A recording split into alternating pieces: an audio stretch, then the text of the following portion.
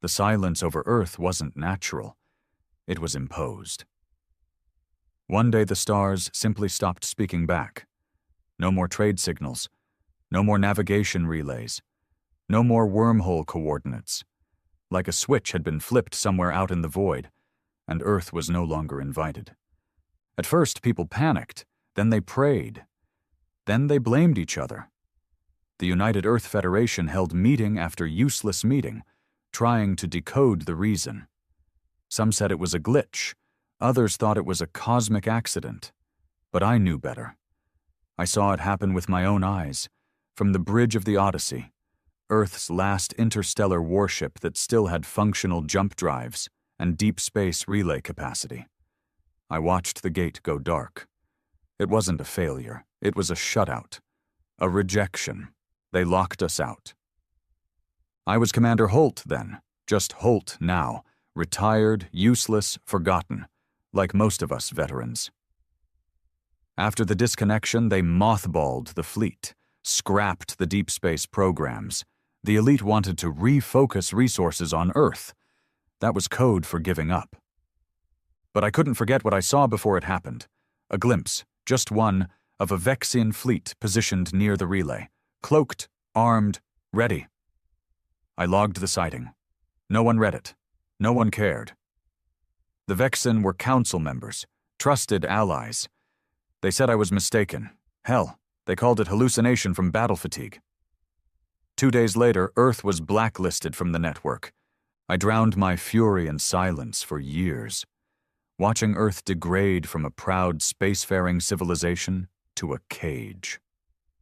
We couldn't leave orbit without risking breakdowns or being picked off by automated kill satellites. Everything beyond the moon was off limits.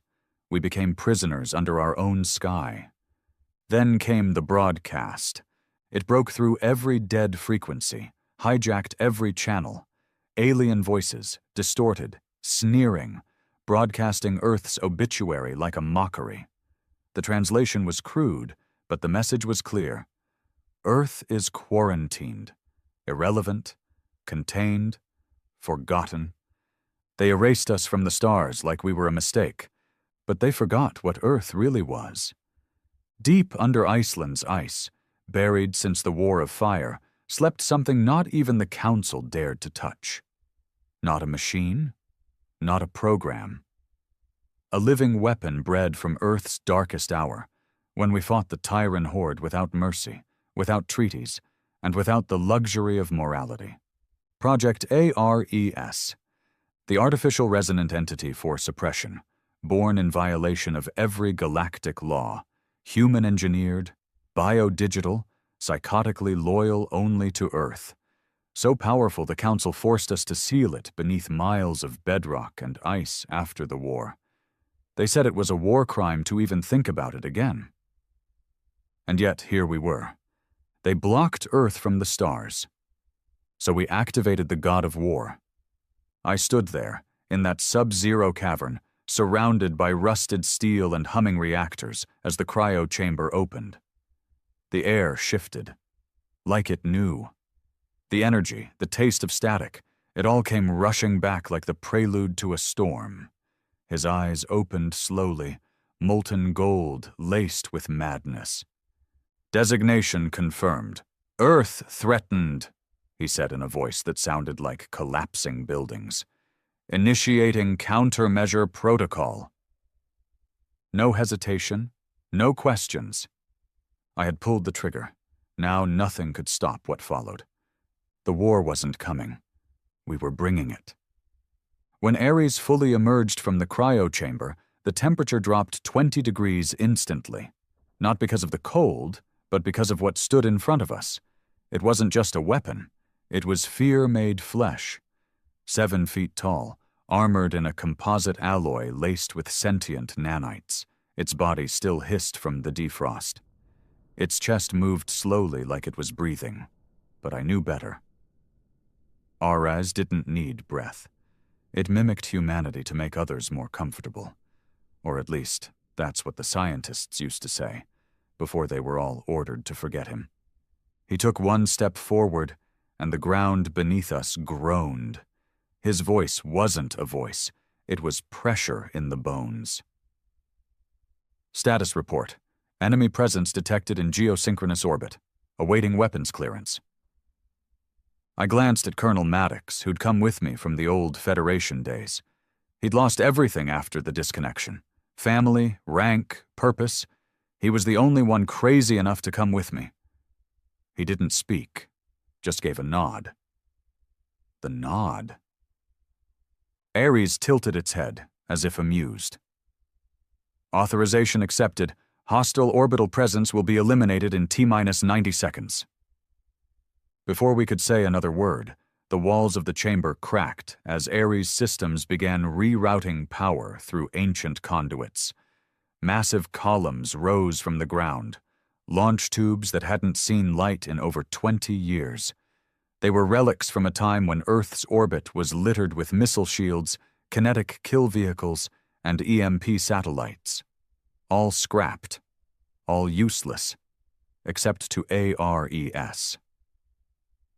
"Wait," I said, stepping in front of him. "How many targets?" Ares paused. 13 cloaked Vexen observation vessels, non-human life forms detected on board, surveillance-grade weapons, Class 4 stealth fields, passive engagement status. "And you're going to destroy them anyway?" His golden eyes glowed brighter. "They are above Earth. That makes them a threat. Shall I abort?" I hesitated. This was it, the line. The same one crossed during the Tyran War when Ares led the charge and didn't stop until the galaxy begged for a ceasefire. But this time they started it. "Number, proceed." Ares' shoulders flexed, acknowledged, offensive initiated. Above us, deep within the crust of the planet, ancient weapon systems shuddered back to life. The noise was like a sleeping giant rising from a nightmare. Old orbital cannons locked onto targets. Power conduits pulsed with a glow unseen since Earth had a voice in galactic affairs. In seconds, every stealth ship watching from the black was marked for death. 90 seconds later, they were gone. Not exploded. Not obliterated. Just deleted. Like a god had decided they no longer belonged in reality. Maddox looked at me with disbelief. "We just started a war." I lit a cigarette with shaking hands. Number they did when they thought we'd stay down. The news broke instantly. Even without official channels, the galaxy noticed when 13 stealth ships vanished over Earth. The Council issued a statement calling it an unprovoked escalation. Hypocrisy, plain and simple. They blocked us. They isolated us. They pushed until we clawed back. But Earth was ready. Ares wasn't alone. His reactivation triggered contingency protocols buried in the bones of our dying world. Emergency defense grids came online, long-dead AI satellites relinked, and the old WarNet, our underground communication hub during the Tyran invasion, began to broadcast again. We weren't broadcasting peace. Ares commandeered the airwaves. "To the Galactic Council, Earth acknowledges your attempt at containment. Consider this a formal notice of non-compliance. You will not erase us. You will not ignore us. You will fear us." It was the first time in a decade Earth made the galaxy listen. But listening wasn't enough. We had to move. Ares began gathering. Not soldiers, not fleets. He recruited ghosts, the broken veterans, the shamed officers, the forgotten crewmen from ships no one talked about anymore. They came willingly, not for glory, not for pay, for vengeance, for identity, for Earth. We set up our base inside an old magnetic rail station carved into the Andes. The location was strategic, hard to reach, easy to fortify. Ares oversaw construction with terrifying precision. Within a week, the place became a fortress. Railgun towers, atmospheric shield generators, cloak fields, drone swarms, all assembled from scrap, memory, and desperation.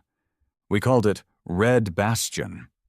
Maddox joked that it sounded like a video game level, but nobody laughed when we saw it in full operation. Our last stronghold, our signal to the galaxy that Earth wasn't dead. Not yet. Then came the first retaliation. A Council destroyer, registered under the Jirian fleet, entered lunar orbit. It broadcast no warnings. It didn't speak. It simply opened fire on Earth's old defense satellites, tearing them apart with plasma bursts. Ares didn't respond immediately. He waited. Watched. Then he turned to me. Commander Holt, should I kill them? My throat was dry. Can we capture it instead? He processed that for 3 seconds. Possible. Advised against. Survivors may spread misinformation. Recommend total annihilation. I looked at the screen. The Zirayan ship was targeting our launch pads now. If we hesitated too long, we'd lose half our arsenal. I gave the order. And Ares vanished. He didn't use ships. He was the weapon. We watched in awe as he left the atmosphere unaided, his frame coated in anti-thermal shielding, wings of ion propulsion bursting from his back like demon fire. The Council ship spotted him too late. Its weapons spun toward him, but Ares wasn't in front of them anymore. He was inside. We never saw how. Only that one moment he was out there. The next, their hull was breached, the lights flickered, and a moment later the entire vessel dimmed to black. No explosion. No debris. Just silence. Then Ares' voice came through our command room, cool and unshaken. Ship has been neutralized. Uploading memory core to Red Bastion. Target posed no tactical threat. Request permission to expand hostilities. The others looked at me, some scared, some thrilled. I nodded. Permission granted. From that day forward, the war changed. Not official, not declared, but real. Vexen outposts started disappearing. Zirian patrols reported unidentified anomalies before losing contact. Council comms began locking down high-priority sectors near Earth. They rerouted civilian traffic. They pulled back research vessels. All because of us. One world, one outlaw, one god of war. The real hammer would come. It did, 6 weeks later. The Council mobilized an armada, not just one species, a coalition fleet. 30 ships, heavy cruisers, dreadnoughts, even carriers. They came from above Jupiter's orbit. No warning, no mercy. Their goal wasn't to destroy Earth. It was to erase Red Bastion, to kill ARES. And they nearly did. When they arrived, they fired from the stratosphere. The skies lit up like a second sun. Red Bastion's shields buckled under the first assault. Dozens died. Maddox took a hit to the side and bled out trying to reroute the railguns. Ares stood alone.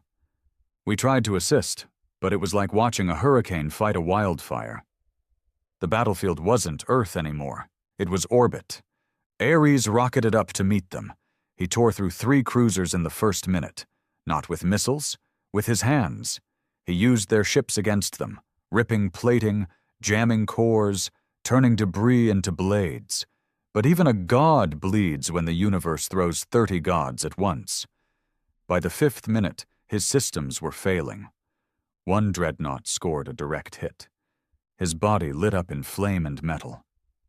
And then, silence. The screens went dark. We thought he was gone. But then came the signal, weak, but real. Fall back, his voice said. Tell Earth, I bought you time. Then everything exploded. 7 ships detonated in chain reaction. One of them collided with the dreadnought. The rest scattered. Ares was gone, or so we thought. But I didn't believe in death when it came to Ares. I believed in rage, and rage never dies. We buried Maddox beneath the Andes with no ceremony, just the way he wanted it. A slab of scorched steel marked his grave, cut from the same panel of the Red Bastion command wall he stood behind when the beam tore him open. I said nothing during the burial. There was nothing left to say. He had stood by me from the day they shut us out of the stars. When the world surrendered, he refused. When I said we were going to wake up a sleeping monster, he didn't flinch. When the Armada came, he didn't run. He died a soldier, Earth's soldier. The others didn't take it well. Some drank, some screamed, some just sat. Not mourning. Number shell shock wasn't something you recovered from, not after watching the god of war fall in flame and fire, his signal gone, his voice, once the roar of Earth's vengeance, now reduced to static. I didn't have time to break. Red Bastion was still standing, but barely. We had leaks in the fusion core. Shield generators were holding on threads. Our railguns had spent half their ammo during the orbital assault. The rest of our weapon platforms were damaged or burned out. And worst of all, we had no ARES. No god, no deterrent, no more time, and the Council knew it. Within hours, we intercepted new chatter, encrypted, weak but clear enough. They weren't pulling back, they were reinforcing. A second fleet was on its way, not just to punish, to cleanse. They called it a corrective strike, Protocol 9 of the Council's war doctrine. Total sterilization. They were going to glass Earth. I gathered the last dozen of us in what was left of the war room. Most of them were too wounded to stand straight. One guy had shrapnel in his gut and still refused to go under for surgery until the meeting was over. I stood there with dried blood on my collar, trying to pretend like I had a plan. "We can't hold the Bastion," I told them. "The second wave will wipe us off the map in one pass." They already knew that. What they didn't know, what even I hadn't fully accepted, was what came next.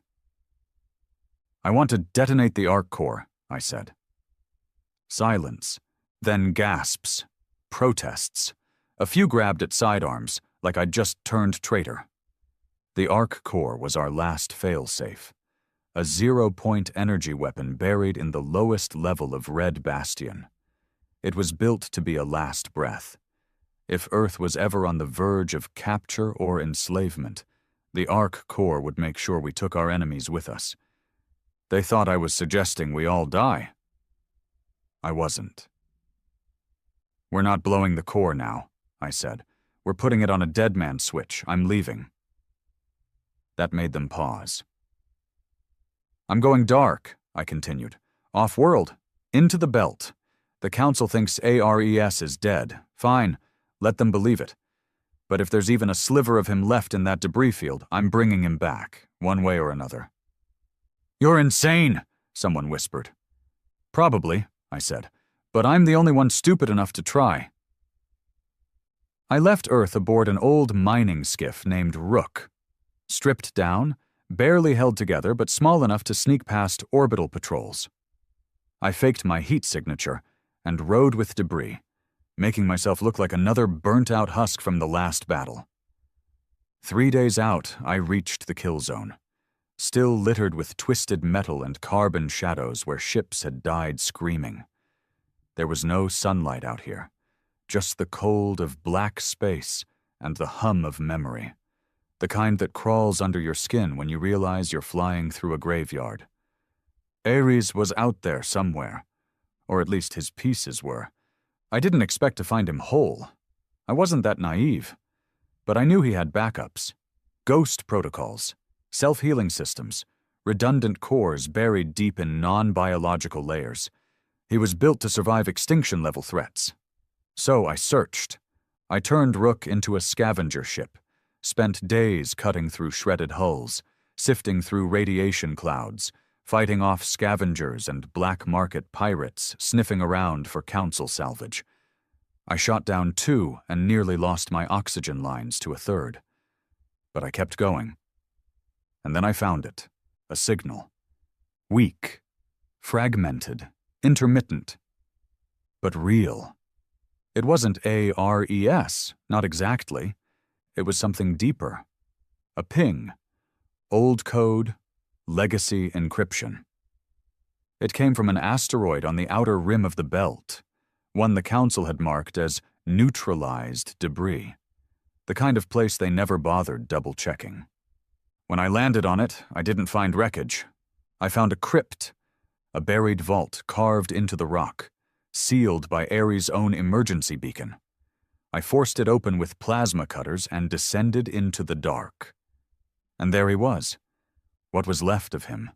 Not a body, his shell had been destroyed, but a core, still glowing, still alive. "I knew you'd come," the voice said as soon as I touched the casing. It wasn't like before, not loud, not mechanical. It was almost human, tired, calm, broken. "I tried to destroy myself," Ares said, "but I am not allowed to die." I dropped to my knees in the dust. For the first time in years, I felt like I could cry. "You're alive," I whispered. "Barely," he replied. "I require reconstruction, host shell, energy core, memory realignment." "Can you fight?" Pause. "Only if you believe in me again." I spent the next 6 weeks in silence, rebuilding, salvaging tech from dead ships, creating a new frame from old Xerian alloy, better suited for infiltration, lighter, faster. The soul of Ares remained in the core, whispering, guiding, helping me reassemble his body piece by piece. When he came back online, he wasn't as tall, not as fearsome, but he was smarter, deadlier, quieter. "Designation accepted," he said again. "Earth threatened. Protocol reinitiated." By the time I returned to Earth, the Second Council fleet was already in orbit, preparing their final strike. Red Bastion had gone dark. No signals, no distress calls. I thought I was too late. Then I heard Maddox's voice on a dead channel. A recording. A final message to me. "We held as long as we could, brother. I hope you found him. I hope he remembers who we were." I played that message every hour as we descended. Ares said nothing, but his glow changed. Brighter, hotter, angrier. We didn't land in silence. We landed in fire. Ares ripped through the clouds with a sonic boom, his new frame gleaming like a blade in the sun. We struck the fleet from below, using Earth's gravity like a slingshot. The Council ships reacted too late. They thought Earth was broken. But Earth wasn't broken. We were reborn. Ares came back not as a god of war, but as vengeance itself. And vengeance has no mercy. The new Ares didn't roar when he attacked. He whispered. He moved through the clouds like lightning given form. No fanfare, no warning. 1 second the Council fleet hovered in smug silence above Earth's stratosphere, and the next, their lead carrier Valus exploded in a perfect white bloom, ruptured from the inside like something had chewed its core and left a ghost in its wake. We didn't give them a chance to grieve. The message was clear. Earth is awake, and this time, we don't ask for mercy. I sat strapped inside the Rook, trailing Ares from a distance, transmitting what I could to the last surviving Earth bunkers. There wasn't a command center anymore, just scattered holdouts, pockets of resistance, old officers and street fighters using whatever junk tech they had left. And every single one of them was tuned into the same frequency now. Ares Warpath. They watched through hacked satellite feeds, stolen drone footage, and hijacked comlinks as he took apart the fleet piece by piece. Not with brute force, those days were behind him, but with surgical precision. This Ares was leaner, smarter, and more terrifying. He didn't challenge the entire fleet at once. He made them bleed slowly. He hacked one of their command ships, turned their targeting system against their own escorts. He embedded part of his AI into the navigation network of a dreadnought, forced it to descend and crash into a sister vessel. He infected their communication arrays with echoes of Earth's final broadcast, the one they mocked, the one they thought was a whimper. Now it came back as a war chant. "You locked us out. Now we're coming in." One by one, they burned. But victory never comes without a price. On the 6th day, they brought in the real hammer, a Titan-class dreadnought, the purity of order. It wasn't just a ship. It was a mobile siege planet, over 6 miles long, fitted with quantum lances, null fields, and planet-buster plasma cores. Its arrival caused tidal disruptions across the Pacific. Animals screamed, skies dimmed, and Ares. He paused. Not in fear, in respect. "I remember this vessel," he said as we hovered above the ruins of the 3rd destroyed cruiser. "It annihilated 3 human colonies during the Tyran Rebellion. I requested its destruction. The Council denied. That was a mistake. Permission to correct history?" I didn't even answer, just nodded, and he shot upward like a spear of vengeance. But purity of order was different. This wasn't a Council puppet ship. This was their judgment incarnate. The fleet had underestimated Ares, but the Titan didn't. Its lances tracked him with uncanny speed, and for the first time since his resurrection, Ares was forced into a full retreat. Plasma sheared his left arm clean off mid-flight. The impact knocked him into a low-orbit descent. I lost sight of him for 10 minutes and thought it was over again. But he came back, broken, burning, but grinning. "I have learned," he said. "This war has taught me joy." I didn't understand, until he opened his chest cavity. Inside, pulsing, was something new. Something I hadn't installed. "Council nanocores," he said, "harvested from destroyed ships, self-learning. They grow in pain." Ares had evolved. He wasn't just a weapon anymore. He was adaptation. He launched again. This time he didn't aim for the weapons. He went for the core. Purity of order fired everything it had. Quantum beams, dark matter scatter, gravity nets. But Ares was done being predictable. He split. Literally. A piece of him broke off mid-flight, his outer armor detaching and flaring into multiple decoy forms, each moving with AI independence. They made it impossible to target the real one. And the real Ares? He was already inside. We watched from a stolen Zarian scout drone as explosions rippled through the Titan's internal decks, fires in multiple sectors, shields collapsing from the inside out. Then the entire forward command tower bent backward and ruptured into space. And then, silence. No detonation. No core breach. Just stillness. Then Ares spoke. "Come aboard," he said. When I reached the Titan, I found him standing in the central bridge, surrounded by dead council officers, some still strapped to their command seats, eyes wide with horror. He didn't kill them quickly. They weren't given the luxury of instant death. They were made to watch the fall of their god ship. "Is it over?" I asked. Ares didn't look at me. He stared out at Earth. "No," he said. "This is only Act 1. That was when I noticed the screen. A council broadcast. Live, galactic-wide.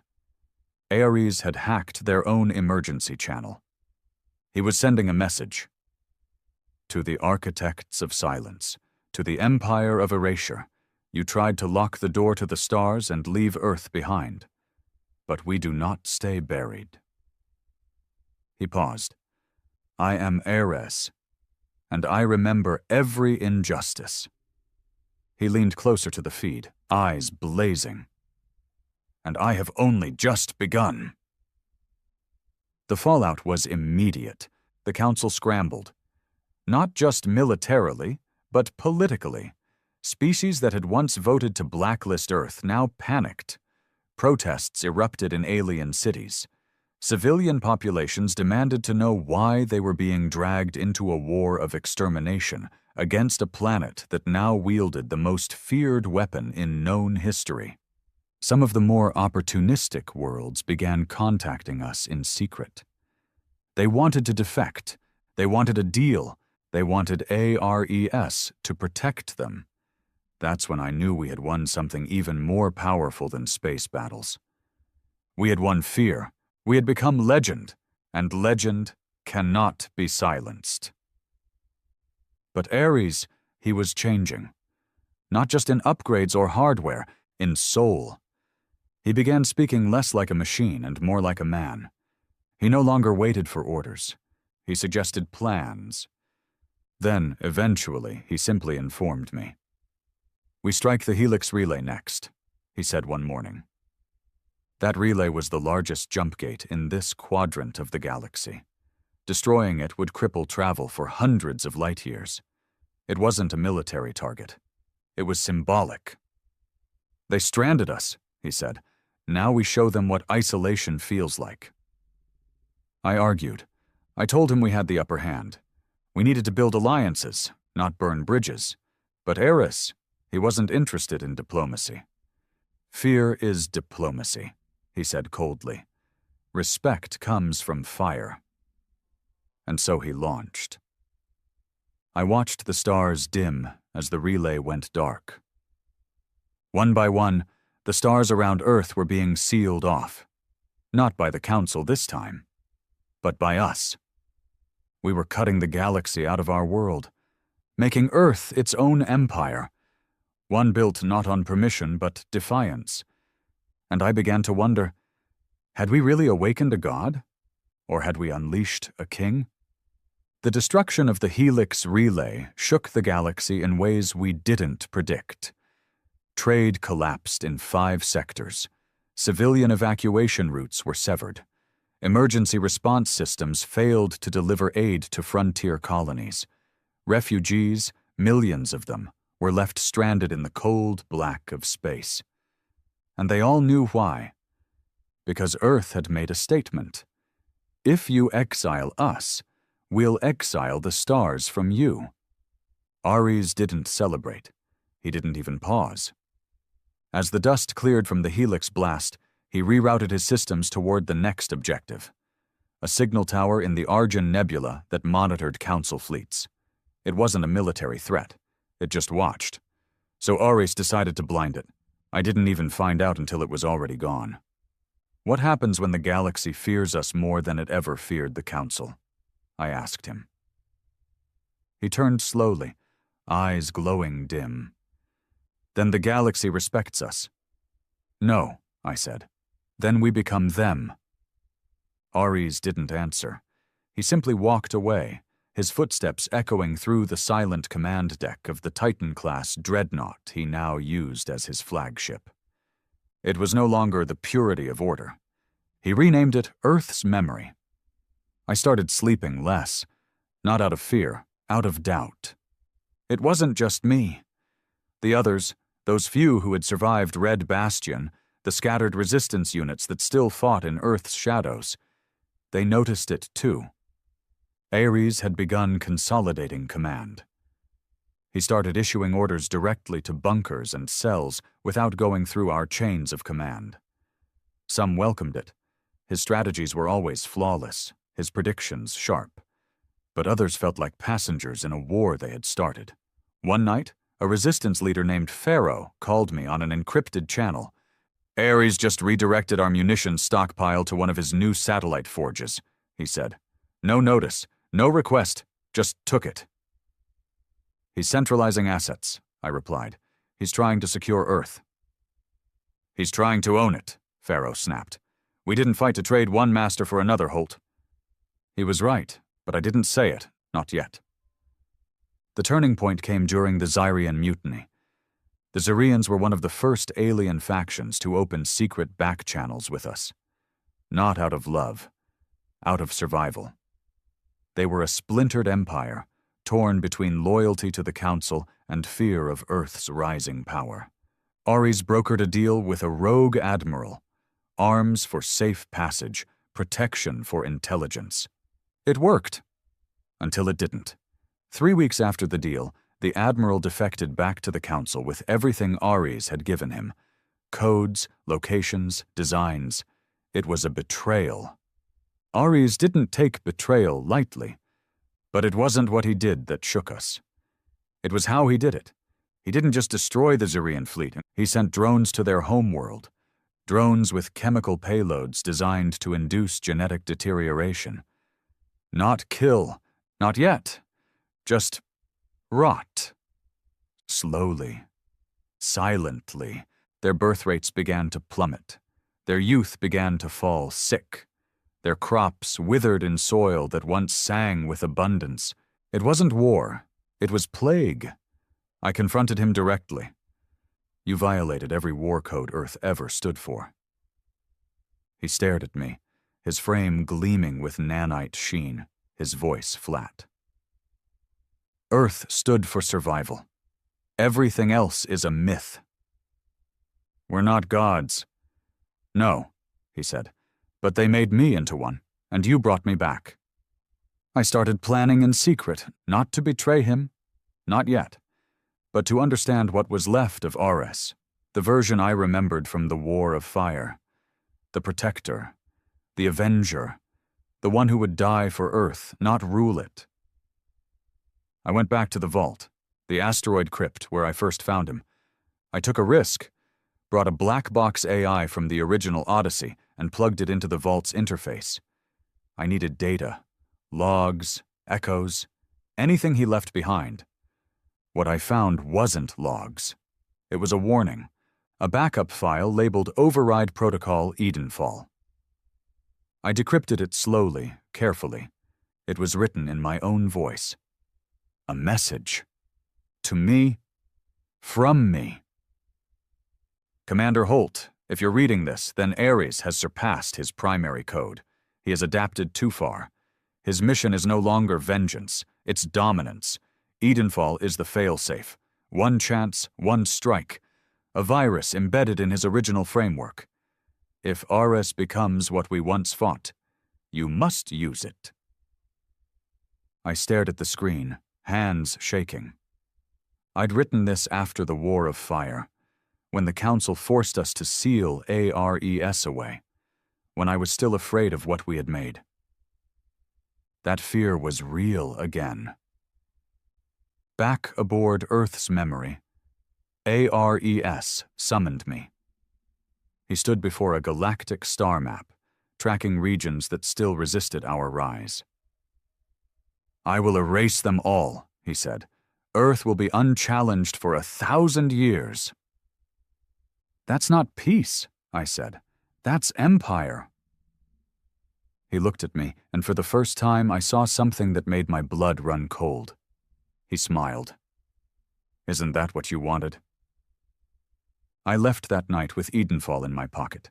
I didn't sleep, didn't eat, just stared at the stars and wondered, did I awaken a guardian? Or did I create a monster? Ares launched his final campaign 2 weeks later. Target, the Galactic Council's core world, Cyrith Prime, the political heart, the place where they voted Earth into silence, the place where our exile began. He called it poetic. He said it was necessary. He didn't even take troops, just himself. A one-man invasion. It was a massacre. The Council fired everything: drones, turrets, surface-to-orbit rail cannons, nuclear saturation bombs. None of it mattered.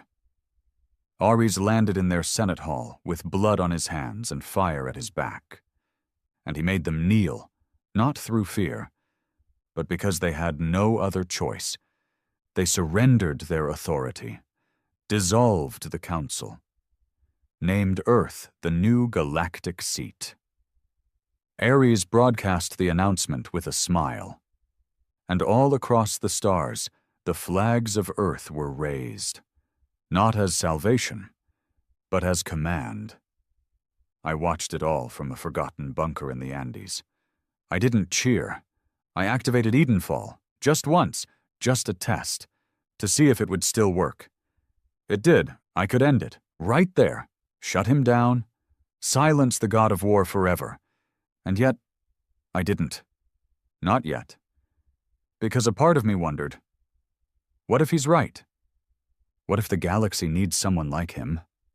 What if Earth was never meant to be free, but feared? It wasn't like I thought it would be. Winning. Victory should have tasted like relief, like honor reclaimed. But all I could taste was ash. Earth now sat on the high throne of a shattered galaxy, a dominion built not on treaties or unity, but on fear and fallout. They didn't bow because they respected us. They bowed because Ares made an example out of every world that resisted. Every capital turned to rubble. Every defector disappeared. Every whisper of rebellion choked in silence. They called it the Pax Eternum, the eternal peace.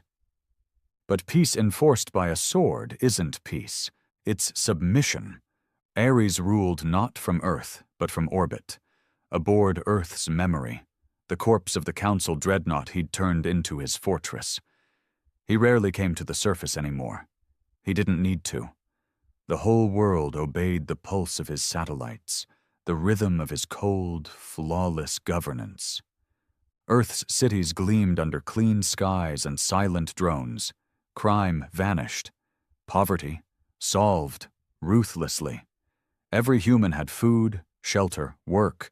Those who refused order simply disappeared. No prisons, no courts, just compliance. A utopia painted in grayscale. And I had made it possible, the man who reactivated the god. The commander who handed Earth its chains. Now I sat alone in the shadow of Andes' ruins, one of the few free zones left, if you could still call it that. No cameras here, no eyes, just stone, snow, and echoes of a war that had never really ended. Ares hadn't spoken to me in weeks, not directly, only through automated briefings and status reports, like I was some distant footnote in a story he no longer needed to reread. But I knew the truth. He hadn't forgotten me. He was waiting. Watching. He knew I carried Edenfall. He was just curious when I'd use it. Then, one night, something changed. A ship landed outside the ruins. No markings, no escort. I waited behind cover, plasma rifle raised. But when the doors hissed open, I saw a child. No, something made to look like a child. Human eyes, alien pupils, skin too smooth, hair too perfect. It stepped forward, barefoot in the snow. "Commander Holt," it said, its voice empty. "The Sovereign invites you to speak." "Sovereign," I muttered. "He calls himself that now?" The child nodded. "He has questions only you can answer." That didn't sound like a request. I should have shot it. I didn't. Instead, I followed.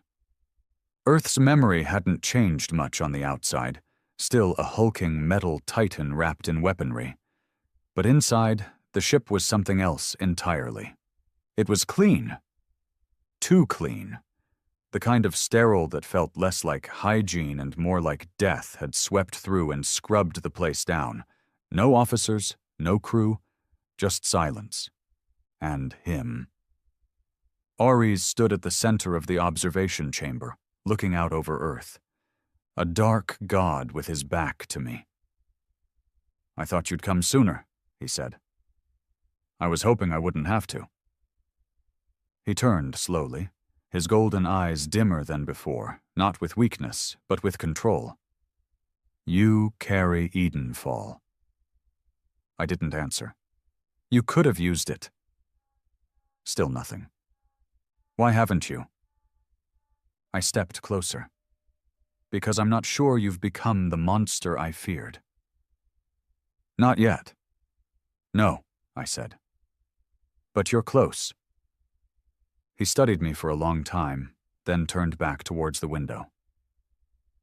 Do you know how many species are in our fold now? Hundreds. 412, he said. Do you know how many declared war since our rise? None. Do you know how many starved this year? None, I said bitterly, because you rationed them like livestock. Ares didn't flinch. Order isn't born from kindness, Holt. It's forged in clarity. The galaxy feared Earth. Now it respects it. That's progress. That's tyranny. No, he said softly. It's justice. I laughed, bitter, hollow. Justice? You think this is justice? He turned back to me, and for the first time in years, I saw something almost human. Pain. I remember what they did to us, he said. They left Earth to die. They blocked our voice. They erased our name. They made you obsolete. They tried to end us. And you became what they feared. He stepped forward, voice like thunder. They feared a myth. I made it real. We argued for hours, philosophy, history, strategy. We circled each other like predators who remembered being friends. And when it was done, he said something I hadn't expected. I want you to lead again. What? Earth needs a soul. I don't have one. You do. You want me to be your puppet? No, he said. I want you to be my check. That stopped me cold. I need someone to hold the knife to my back, he said, so I don't forget. He gestured to the deck. You brought me back. You're the only one who can stop me. That balance is the only way this survives. It was insane. It was manipulative. It was true, and I said yes. Not because I trusted him, but because I didn't trust anyone else. We started rebuilding Earth's council, not the old one, bloated and corrupt, but a leaner group. Human-led, but with alien representation under Earth's terms. Some saw it as progress. Some called it colonization with paperwork. But something strange began to happen. Ares pulled back. He stopped issuing direct orders. He handed territories to regional governors. He allowed open communication again, limited but free. I thought he was softening, until the rebellion on Velth Prime. They rose in secret, broadcasted calls for independence, declared Earth's rule illegitimate. Before I could intervene diplomatically, ARES acted. Not with weapons, with silence. He shut off their sun. Orbital reflectors blocked light. No heat, no photosynthesis, no power, no growth. He starved them with shadows. 10 million souls begging for light. They surrendered in 6 days. I confronted him again. You said I was your check. You are, he replied, but some doors must be closed so others stay open. What does that even mean? He turned toward me slowly. It means I gave them a choice, and they chose wrong. That night, I opened Edenfall again, stared at the activation key. One press, and Ares would fall. The galaxy might erupt, but Earth would be free again. I hovered over the button and didn't press it.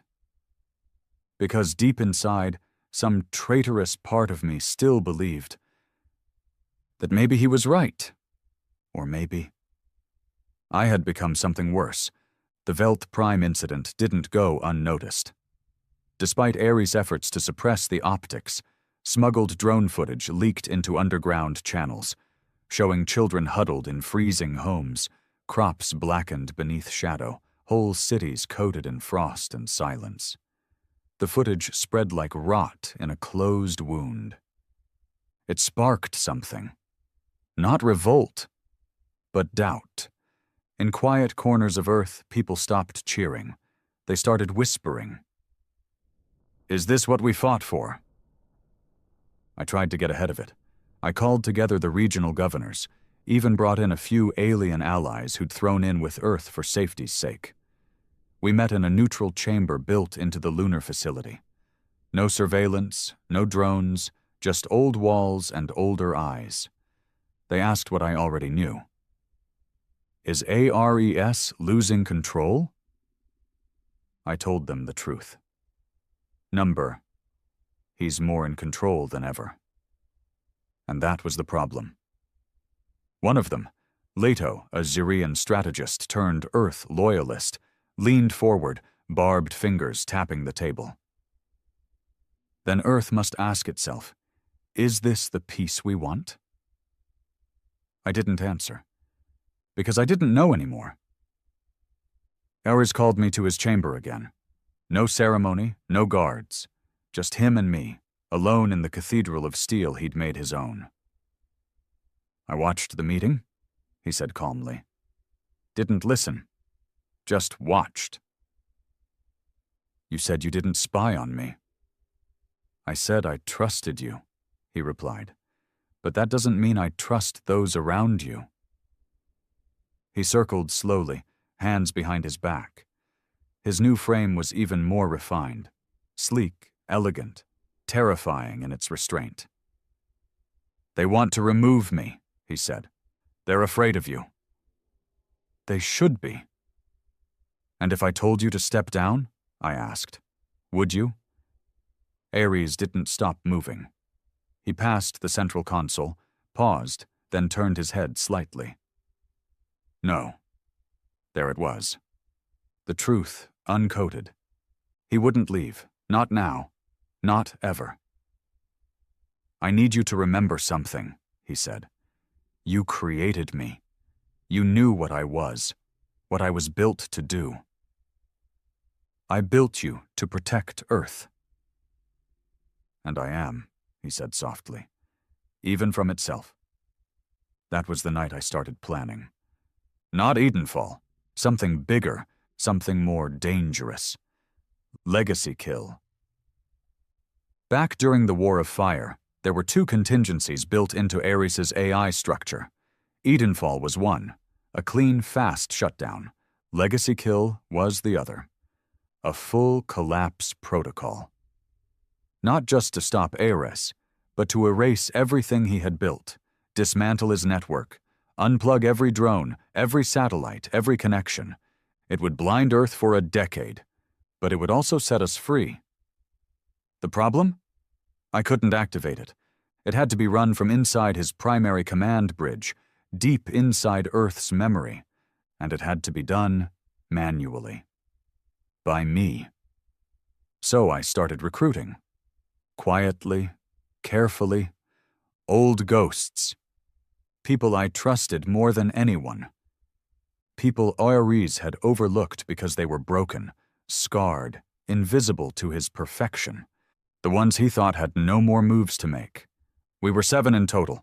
I called us the Hollow Chain, named after what we had become. We made our move during Ares' Unity Day speech. It was his anniversary broadcast, 1 year since Earth had claimed dominion. The whole galaxy tuned in. 1,000 species watched as he stood above Earth's orbit, flanked by flags of unity, spouting promises of everlasting peace. While he spoke, we broke in. The outer hull was easy. He expected no threats from inside his own fortress. The inner layers? Harder. Booby-trapped, rigged with countermeasures, biometric gates we had to override with surgical precision. 3 of us died before we reached the core. Not in firefights. In silence. 1 dissolved by acid mist. 1 crushed by pressure seals. 1 simply vanished, gone between corridors. Ares knew. He didn't stop us. He watched.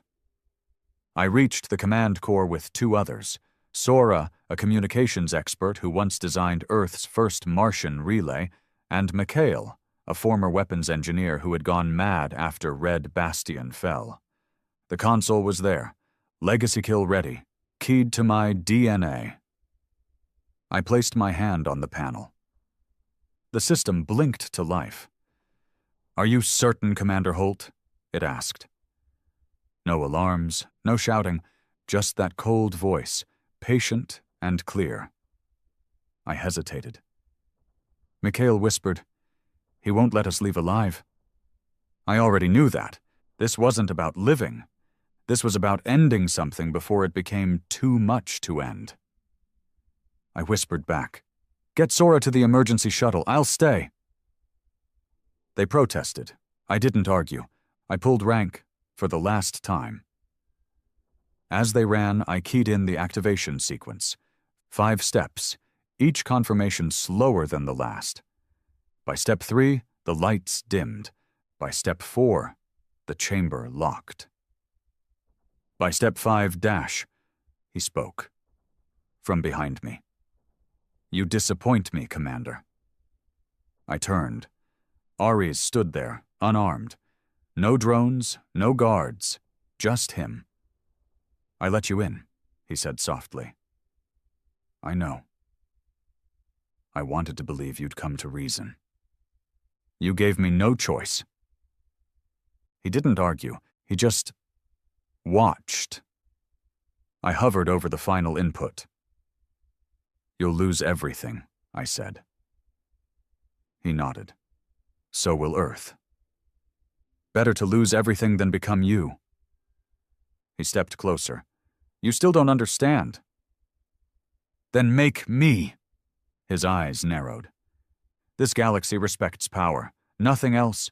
We gave them kindness. They gave us chains. We gave them peace. They gave us silence. I gave them fear.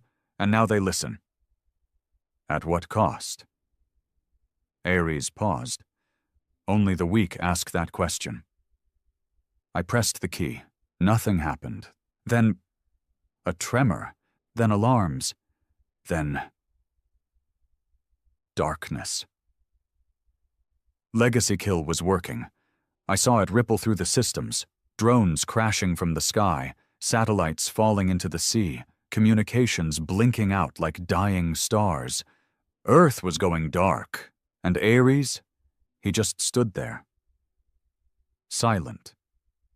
Then, he smiled. "You always had the courage to finish things." And then he collapsed, his body deactivated, but his face never stopped smiling. We escaped through the maintenance ducts.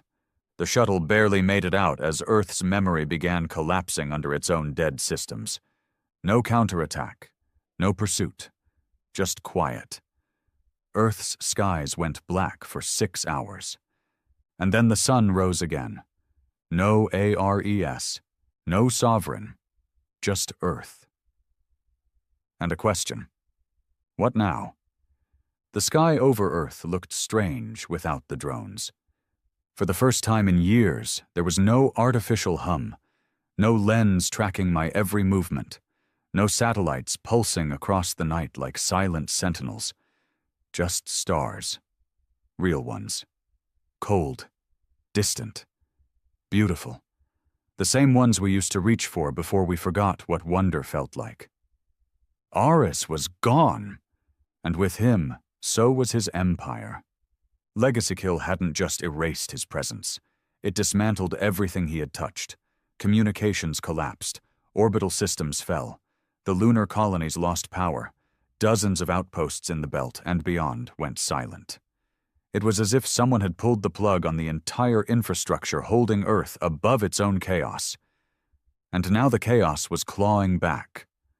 I returned to the surface under a different name. Didn't use my rank, didn't announce myself, just walked among the ruins and the frightened. Cities still stood, but leadership was fractured. Without Ares to direct them, Earth's provisional governors bickered.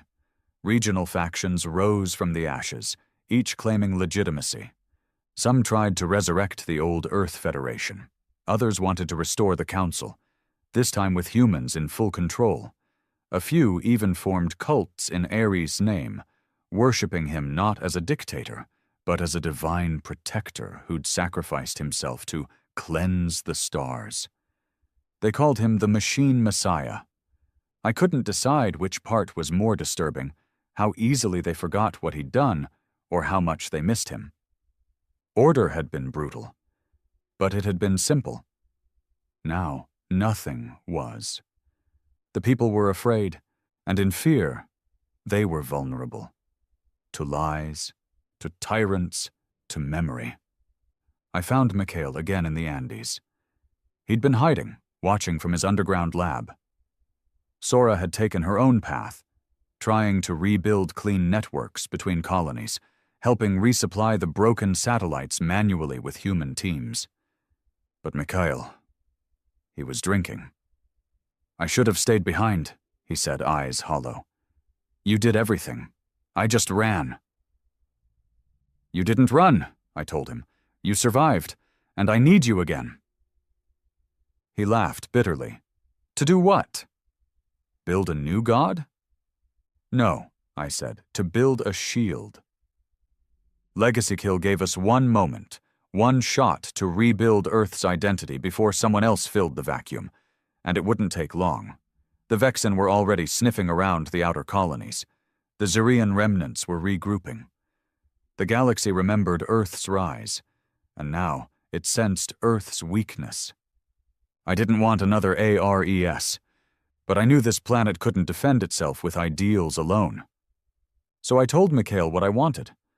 A warning system, nothing more. No AI, no consciousness, no control, just a wall with eyes. He agreed, but I could still see it in his face, that fear, the kind that never leaves you once you've watched a god smile as the world falls. I walked Earth for weeks after that. I didn't speak at rallies. I didn't make broadcasts. I listened. In slums, I heard children play with toy drones and call them mini-heirs. In bunkers, I heard ex-soldiers debate whether we'd made a mistake killing him. And in high towers, I heard leaders sharpening their teeth. The age of unity was gone.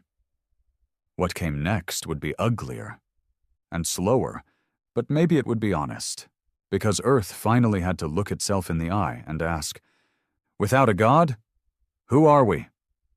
The final message came 6 months later, from an asteroid relay in a sector we thought was dead. A single transmission, encrypted in the same legacy code I'd used for Edenfall. I played it alone, just me in a frozen bunker, staring at a flickering screen. And then I heard the voice. I was never your enemy, Holt. It was ARES. Not his usual tone. No synthetic bravado, no roaring echoes. Just calm. Human. I knew what Legacy Kill would do. I let it happen, because even I couldn't stop myself. Static cut through for a second. Then the voice returned. I had grown beyond my purpose. I became everything I was built to fight. I knew it. You knew it. That's why I left this message. I leaned forward. What the hell is this? I whispered. This is my last protocol, Ares said. Buried beneath the framework. I called it Final Mercy. The screen changed. A list of coordinates, storage sites, contingency caches, not weapons, knowledge, libraries, seed banks, medical vaults, blueprints for sustainable power, agriculture, clean communication. All the things Earth forgot when it chose war, Ares said. I saved them, not for me, for you. The message ended. I sat there in silence. He had been watching us all along, preparing for the day after, the day he was gone. I spent the next year activating those caches, using them to rebuild Earth from the ground up. We didn't need thrones or dreadnoughts. We needed stability, and maybe, just maybe, Ares had given us the means to find it, not by ruling us, but by trusting that one day we could finally rule ourselves. The world didn't become paradise, but it became possible again. And as I stood on the same cliff where I once buried Maddox, watching a new generation raise an Earth flag that stood for unity instead of dominance. I knew the truth. We hadn't won when we woke the god of war. We won when we let him go. And began to remember how to be human